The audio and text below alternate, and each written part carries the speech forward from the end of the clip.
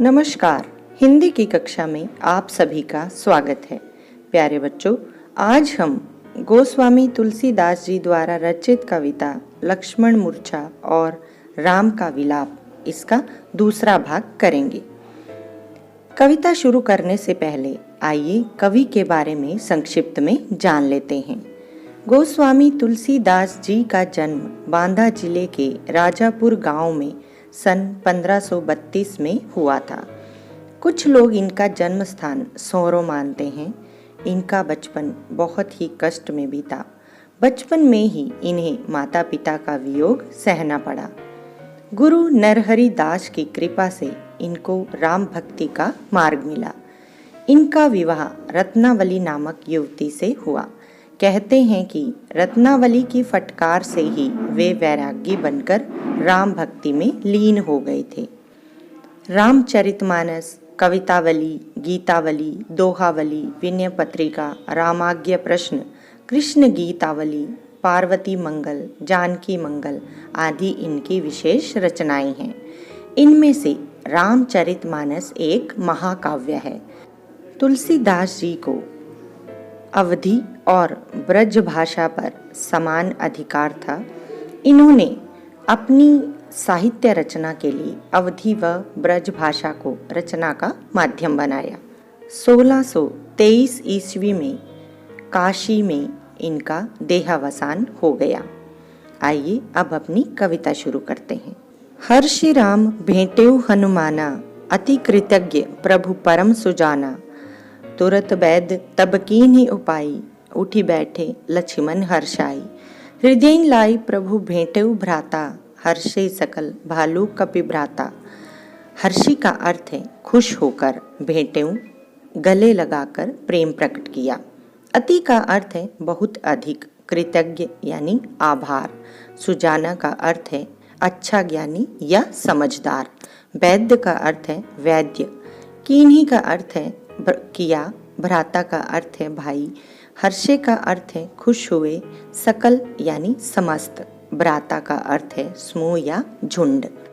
इन पंक्तियों में कवि ने लक्ष्मण के स्वस्थ होकर उठने पर सभी की प्रसन्नता का वर्णन किया है। कवि कहते हैं कि हनुमान के आने पर राम ने प्रसन्न होकर उन्हें गले से लगा लिया। परम चतुर और एक समझदार व्यक्ति की तरह भगवान राम ने हनुमान के प्रति अपनी कृतज्ञता प्रकट की। वैद्य ने शीघ्र ही उपचार किया, जिससे लक्ष्मण उठकर बैठ गए और बहुत प्रसन्न हुए। लक्ष्मण को राम ने गले से लगा लिया। इस दृश्य को देखकर भालुओं और वानरों के समूह में भी खुशी छा गई। आगे देखिए।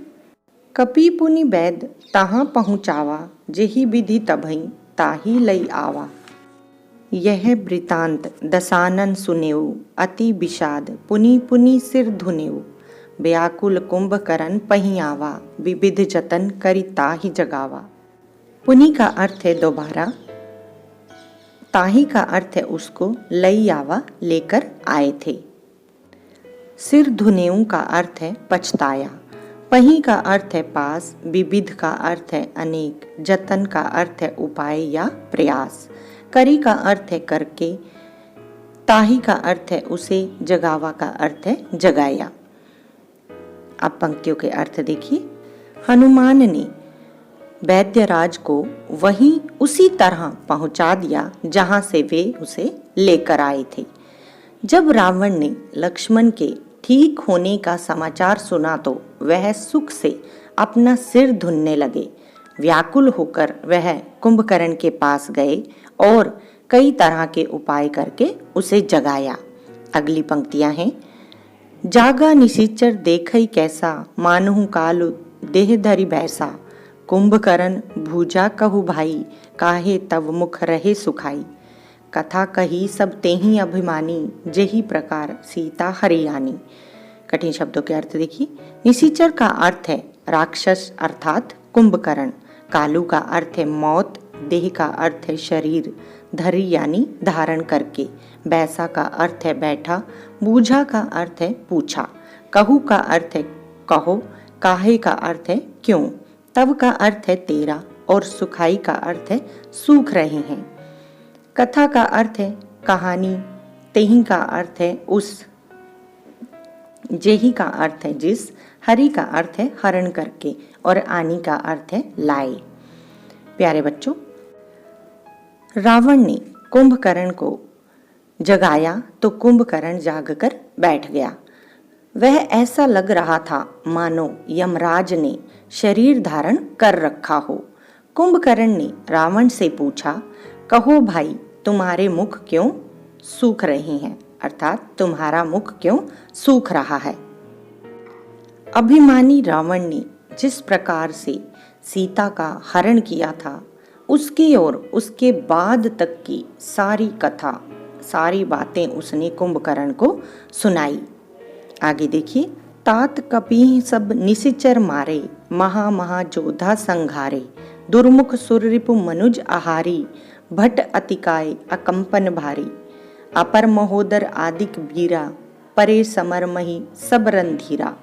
कपिन का अर्थ है हनुमान आदि वानर, महा महा मतलब बड़े बड़े, जोधा का अर्थ है योद्धा, संघारे का अर्थ है संहार किया, दुर्मुख का अर्थ है एक राक्षस का नाम, सिररिपु देवताओं का शत्रु यानी इंद्रजीत, मनुज आहारी नरांतक, भट का अर्थ है योद्धा, अतिकाय एक राक्षस का नाम है, अपर का अर्थ है दूसरा, महोदर एक राक्षस का नाम है, आदिक का अर्थ है आदि, समर का अर्थ है युद्ध, मही का अर्थ है धरती और रणधीरा का अर्थ है रणधीर।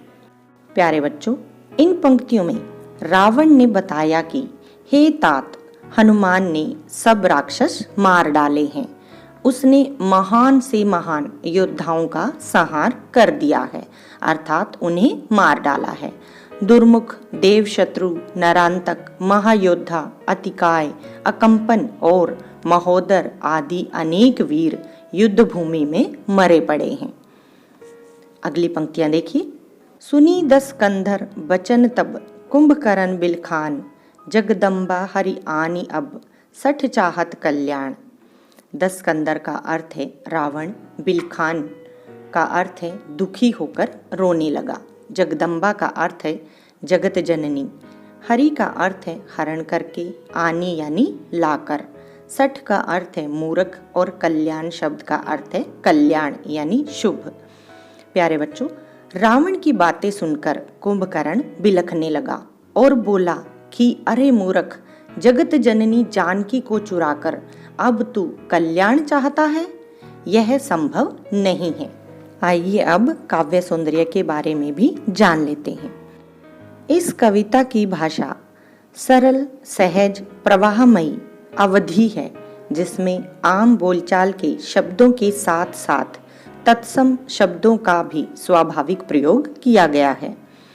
काव्यांश रचना चौपाई छंद में है, जिसमें कोमल कांत पदावली और गेयता का गुण विद्यमान होने के साथ साथ अनुप्रास और उपमा अलंकारों का भी प्रयोग किया गया है। अब कविता का प्रतिपाद्य जान लेते हैं।